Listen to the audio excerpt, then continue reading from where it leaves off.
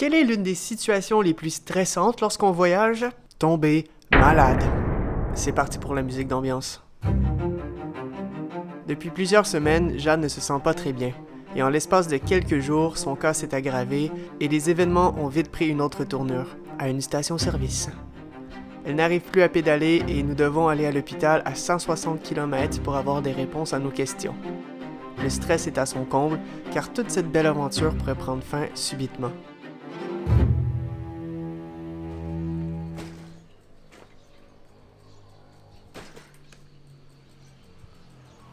Bon, pour bien t'expliquer, reprenons depuis le début.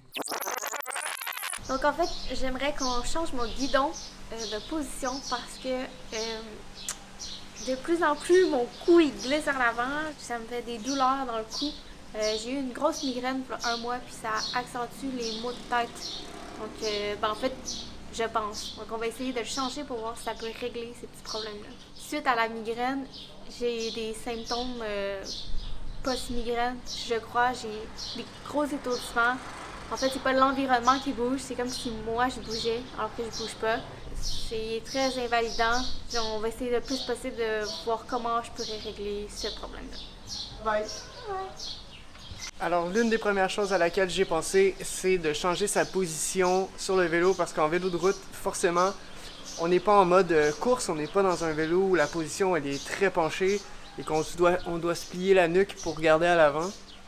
Mais quand même, ça reste un vélo de route, on n'est pas dans un vélo assis à 90 degrés où on admire le paysage, on est quand même incliné sur le vélo. Je pense avoir une idée qui pourrait peut-être l'aider à dégager sa nuque, enlever de la pression et du stress, parce que là, avec les étourdissements, la chaleur, le vélo, tout ça ensemble fait que Jade est tout le temps étourdi, souvent mal à la tête, et ça dure depuis plusieurs semaines. Là, on commence à se poser des questions. Je vais essayer quelque chose. Je promets rien, mais ça risque d'être un peu funky. Ok, en gros, l'idée, ce serait d'inverser son guidon pour le mettre en position comme ça, mais dans l'autre sens, enfin, pour permettre de relever sa position sur son guidon. Parce que je ne peux pas changer la potence et c'est la solution qui me semble la plus logique dans l'immédiat. Et d'ailleurs, j'en profite pour te parler d'un truc. Parce que lorsque je travaillais dans un bike shop, beaucoup de mes clients me posaient la question: est-ce qu'on peut changer d'un guidon de route à un guidon hybride, les guidons plats, et vice-versa? La réponse c'est oui, mais c'est compliqué quand même parce qu'il faut changer tout le système de transmission parce que le tirage, quand je dis tirage, c'est la force exercée sur les câbles avec les cocottes de route, elle n'est pas la même qu'avec le système hybride. Et donc ça prend des adaptateurs et tout, bref, c'est pas si simple que ça. Mais là dans notre cas, c'est vraiment juste de changer le guidon pour changer la position. Il y a deux choses que je dois regarder. La première, c'est est-ce que ça va être vraiment confortable pour Jade. Mais principalement, la chose la plus importante, c'est de savoir si mes gaines sont assez longues pour me permettre d'extensionner le guidon vers le haut. Je me croise les doigts, je vais l'essayer, mais par contre, je dois risquer la guidoline pour faire l'opération. Let's go!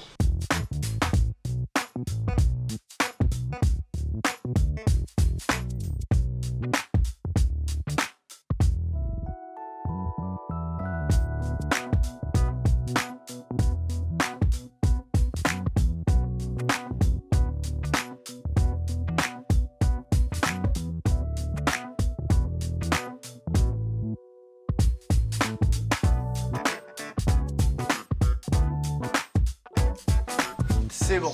Une fois que ça s'est démonté, il me reste plus qu'à le switcher comme ça pour avoir une position pour que Jade puisse prendre les poignées et être plus relevé sur son vélo. Évidemment, je te conseille pas de faire ce que je suis en train de faire si tu n'as aucune connaissance mécanique parce que si jamais tu n'arrives pas à réassembler le tout, le guidon, ça reste quand même une partie importante et si ça tombe ou peu importe,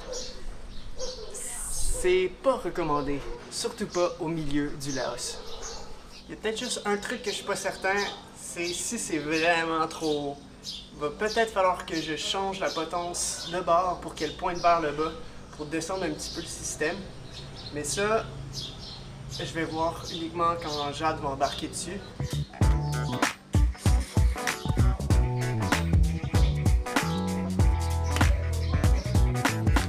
Il va me rester juste à trouver un moyen de un peu cacher les gaines parce qu'elles sont pas conçues pour ça, alors elles sont dans une drôle de position. Mais sinon, je pense qu'en général, ça va fonctionner. En plus, la guidoline a survécu le coup, fait que je vais pouvoir la réinstaller, faire un autre système pour que ça soit plus confortable.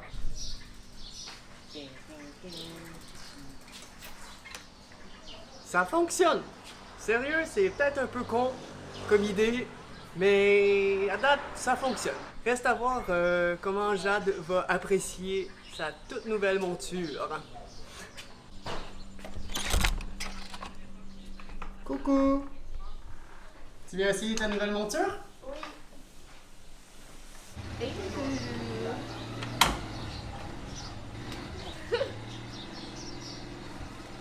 Ça fait drôle, hein? Je me sens trop petite. Ça c'est bien. Ah, je vais pouvoir être comme ça, rouler comme en mode mes mains, tes mains. C'est confortable, c'est sûr. Ben, j'aime ça. C'est bon, on regarde ça? Ouais, définitivement, là, je me sens pas courbée. Cool.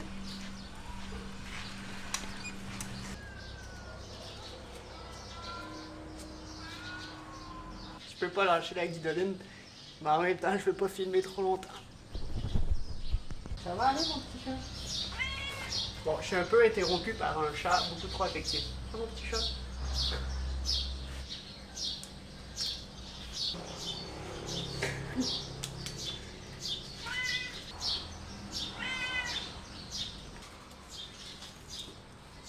Non, non, non, mange pas ma guido! Ouais, je sais, je vais donner de l'affection à le faire, mais...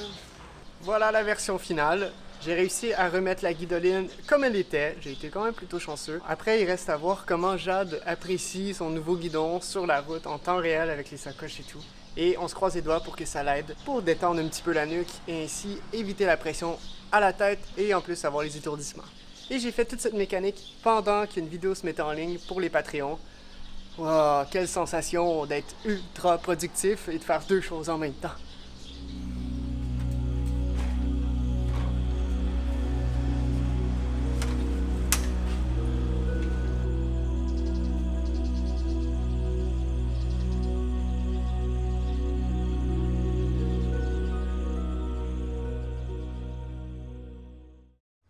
Bon, ça te fait pas la trentaine ou quoi? Moi, je fais ça Asian style. Je passe de jeune à mamie directement. C'est fabuleux. On va passer notre deuxième nuit ici ce soir et finalement on a payé une autre nuit donc on va en rester 3 parce que Jade se sent pas bien encore, elle a mal à une oreille, des étourdissements, les maux de cœur et tout et ça passe pas. Et enfin bref, on est dans une genre de grande ville, faut croire, et il y a un hôpital, il y a une clinique privée et donc on va y aller demain. Pour ce soir on va se reposer. Demain, hôpital et on va voir ce que ça donne une bonne fois pour toutes. Et sinon, plan B c'est d'aller à Paxé, ce qu'on pensait au départ, qui est encore une plus grosse ville, donc encore plus de chances de pouvoir avoir accès à des soins. Mais on se croise les doigts pour demain. Je me sens étourdie, mais plus la journée avance, plus c'est pire. En fait, ce qui m'inquiète, c'est de rien avoir. Ben, pas rien, mais d'avoir quelque chose qui peut pas se faire diagnostiquer ici, puis que je dois soit à la capitale ou dans un hôpital dans un autre pays. Donc. On savait pas trop si on devait aller à l'hôpital ou à une clinique privée d'abord, parce qu'on a la chance d'avoir quelques cliniques ici. C'est pas une grosse ville où on est, mais je pense qu'il y a moyen d'investiguer comme il faut sur ce que Jade a. Fait qu'on va s'essayer à la clinique, je pense, Jade, hein? Ok, donc on va aller à la clinique, on va voir ce que ça donne. Après, c'est de voir si on va réussir à se faire comprendre. Je sais qu'on a vu un hôpital à Phnom Penh, la capitale du Cambodge, qui a un hôpital français. En fait, que les médecins ont été formés à Paris. Ce qui fait que, forcément, ils doivent parler français. Ce qui pourrait aider un petit peu à la communication, mais là, on est loin du Cambodge, qu'on n'a pas vraiment le choix. Avec cet événement, la contradiction entre mener à terme le projet et à rentrer à la maison s'accentue. Jade le cache à la caméra et peut-être aussi à elle-même, mais elle est inquiète pour plusieurs raisons, dont celui de l'accès limité à des soins au Laos. Bon, on a eu droit à un accueil super sympathique à la première clinique. Donc, impossible de voir quelqu'un. On va aller voir une seconde clinique. Heureusement, la seconde clinique nous reçoit avec gentillesse. On est vraiment bien accueillis ici, c'est vraiment chouette. Chanceux, qu'il parle un petit peu anglais. Le médecin a juste regardé la liste de mes symptômes, puis il va me prescrire des médicaments. Mais il n'a fait aucun test. Mais là, j'ai demandé qu'il regarde mes oreilles, parce que comme j'ai mal aux oreilles. En fait, Jade vit beaucoup de stress car elle se demande si elle fait les bons choix. En même temps, elle ne souhaite pas terminer ce voyage de cette manière.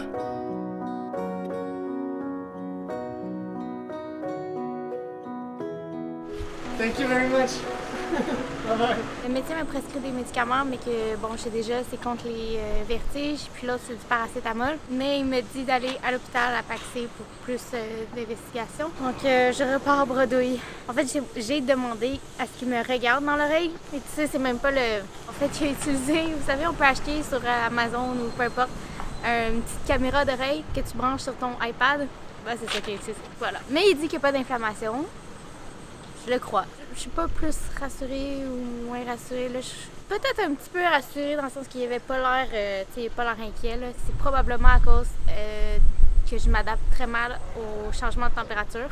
Donc, en fait, que ça serait trop chaud ici, puis que ça serait les résultats du changement de température. Je pense que c'est un diagnostic qu'on ferait pas chez nous, mais en même temps, ça serait hyper logique. Que ça a commencé dès que je suis arrivée au Vietnam, où est-ce qu'il faisait vraiment, vraiment chaud et humide. Merci à toi qui s'est occupé de nous dans la clinique et ben merci de t'être abonné. 6h40 et on va essayer de partir d'ici, de Son Boon, pour aller à Paxé directement. On va essayer de trouver soit un bus qui pourrait nous y amener, soit un taxi, soit quelqu'un, faire du pouce, pour arriver plus vite en ville et s'enlever cette pression qu'on a sur la conscience pour avoir des réponses le plus vite possible. On va travailler fort pour que ça fonctionne et qu'on arrive à Paxé ce soir. Allez, bon matin. Comment tu te sens ce matin? Ça va, c'est correct. Un peu mieux que les autres jours. Toujours pas 100% de la forme. Malgré la route paisible aux premières lueurs du soleil, Jeanne ne peut plus continuer à pédaler. Je décide alors que nous nous arrêtons à la station-service pour trouver une solution. Nous ne le savions pas encore, mais notre journée va vite prendre une drôle de tournure. Ok, là il se passe une situation complètement absurde. J'ai à peine eu le temps de sortir la caméra. Mais en gros, c'est qu'on est parti ce matin ayant en tête qu'on allait réussir à avoir un lift jusqu'à Paxé. Et donc, on a commencé à faire nos recherches et tout le monde a des pick-up ici. Tout le monde a des pick-up. Jade a commencé à moins bien se sentir, donc on a arrêté de pédaler. Et là, on s'est arrêté à une station-service et la madame, elle est ultra gentille. C'était pas évident la communication parce que j'ai téléchargé le clavier laotien, mais elle ne sait pas écrire, donc c'est encore plus compliqué. Mais elle m'a dit que quelqu'un allait venir, donc. Mais j'ai essayé de comprendre, finalement, c'est quelqu'un qui pouvait pas nous amener, mais quelqu'un qui venait. En fait, la madame a essayé de me faire comprendre qu'il y a quelqu'un qui venait, mais je pensais que c'était quelqu'un qui venait nous aider à aller à Paxé, mais non, c'est carrément une infirmière, une médecin, je sais pas trop. Et elle va piquer Jade. Elle va lui donner quelque chose, on n'arrive pas à comprendre.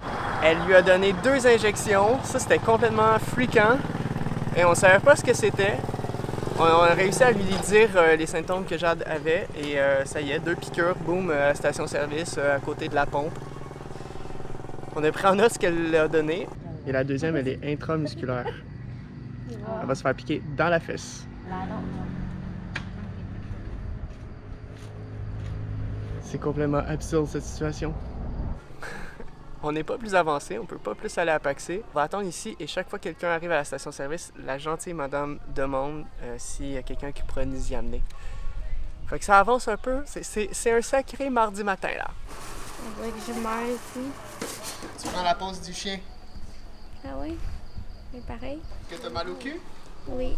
Bon, Jade aurait reçu de la dicanine et de l'heptamine. On n'a aucune idée c'est quoi. Mais là, la vidéo va sortir en décalé sur YouTube. Alors, Patreon, s'il vous plaît, aidez-nous. Peut-être que tu as des réponses. Mais là, le truc, c'est qu'une des 2 injections était intramusculaire et dans la fesse, ce qui était plutôt un drôle de moment. Mais là, elle ne peut plus pédaler parce qu'elle a mal au postérieur. Faut faire confiance à la vie. Bon, Jade se repose et moi, pour augmenter un peu les chances qu'on soit embarqué, je vais faire du pouce en même temps sur le bord de la route. Le concept de faire du pouce, c'est pas non plus international. Okay. Je Je vais voir qu'est-ce que ça va donner.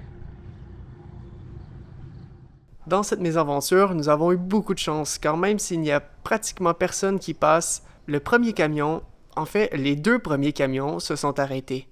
Et tu sais quoi? Ils ont tous deux accepté de nous aider.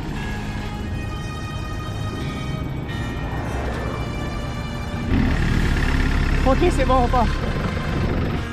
Une fois les fesses bien assis sur la banquette du camion, tout mon corps s'est relâché. Je devais mener à bien notre mission et nous sommes sur la bonne voie. Je pense que nos deux sauveurs n'ont aucune idée à quel point nous sommes reconnaissants. Après 3 heures de route pour parcourir 160 km, sans grande conversation, ils nous déposent directement en face de l'hôpital. Jade, elle est soulagée, on est très content d'être arrivé, mais là, pas le temps, on n'a même pas encore mangé de la journée, mais on s'en va direct à la clinique. Ils nous ont déposé juste devant. En fait, c'est une clinique internationale, donc on risque d'avoir beaucoup plus de chances de trouver qu'est-ce que Jade a. Mais tantôt, on parlait de pression, basse pression, enfin bref, on tourne autour de ce sujet-là.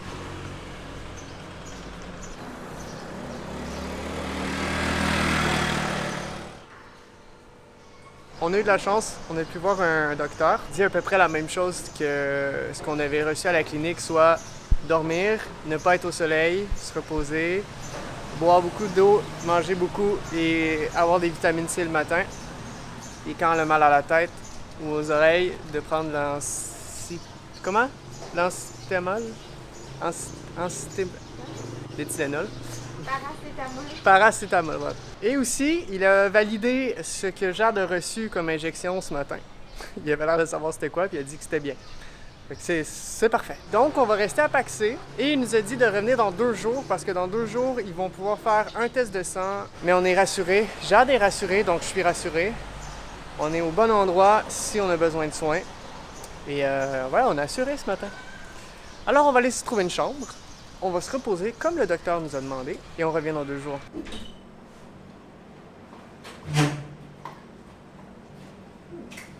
Tellement mal au cul. En fait, à rien faire, c'est vraiment douloureux. Là. C'est comme si j'avais reçu vraiment un coup sur les fesses. Dès que je bouge légèrement, là. Oh my god. Coucou, bon matin.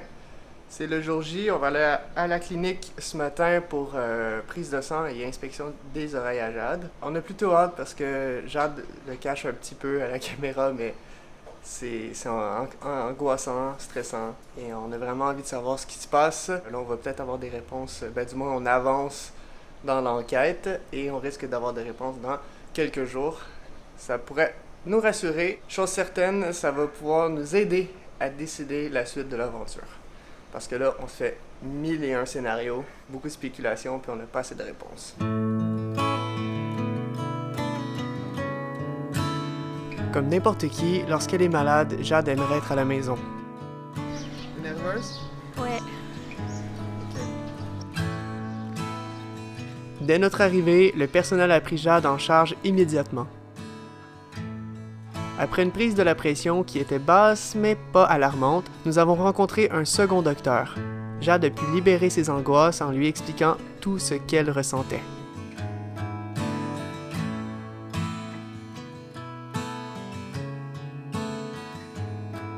Après la consultation, il était temps pour une prise de sang. Ils nous ont demandé d'attendre ici, donc sûrement qu'on va avoir les résultats de la prise de sang tout de suite en fait. C'est quand même une bonne nouvelle. Oui, c'est quand même une bonne nouvelle, mais nous avons tout de même peur des résultats. Tout le voyage repose sur ce que le docteur va nous annoncer dans les prochaines minutes. Dans cette situation, on s'imagine toujours le pire. Jade devra-t-elle devoir rentrer à la maison pour des examens approfondis? C'est ce qu'on craint.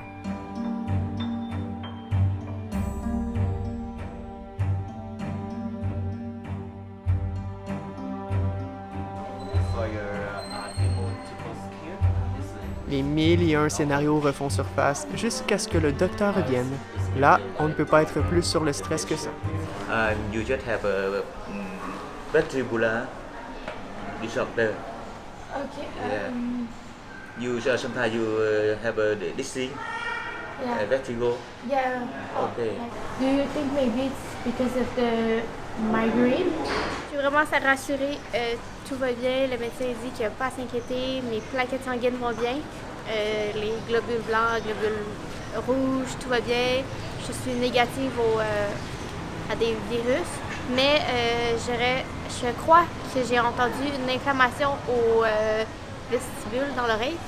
Donc, j'ai un traitement à prendre pendant 5 jours. Puis après, ça devrait bien aller. Alors, on me dit repos, comme l'autre fois, là. Repos, boire de l'eau et tout, éviter la chaleur pour le moment. Puis, je suis tellement rassurée, là, j'avais trop peur. Je me suis auto-diagnostiquée avec Google des maladies pas possibles. J'étais anxieuse parce que puisqu'on est à l'étranger, ça pouvait changer vraiment le cours de notre voyage. Je crois que ça va un peu changer parce que je vais prendre ça plus mollo. Mon état va revenir à la normale. Parlons finances.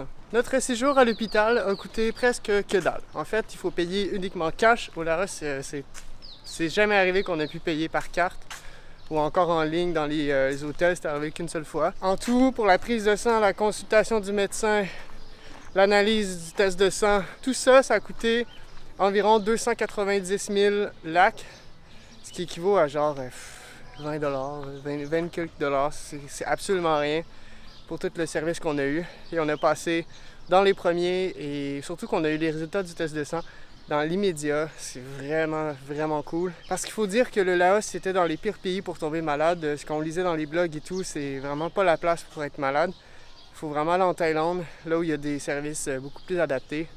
Mais dans notre cas, avec ce que Jade a, ou ce que Jade a pas, bref, on sait pas trop, on a eu vraiment du bon service ici. On a été très, très chanceux, je pense. Et là, on est soulagé.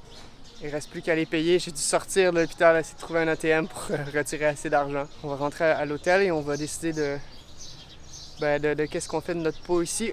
Qu'est-ce que l'aventure nous réserve? Qu'est-ce qu'on fait pour la suite?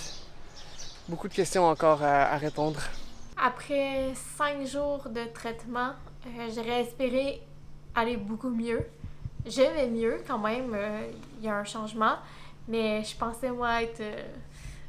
Top shape. Top shape, prête, bon, pas nécessairement à pédaler, mais bon, être capable de au moins se promener dehors et tout.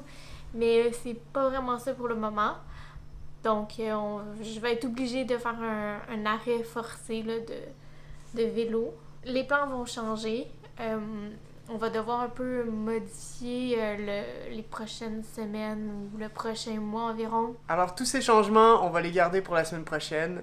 Merci beaucoup d'avoir écouté la vidéo jusqu'au bout. Jade va bien. Il n'y a pas à s'inquiéter pour l'instant. Et donc, on se revoit la semaine prochaine. On se dit à bientôt pour une prochaine vidéo. Ciao!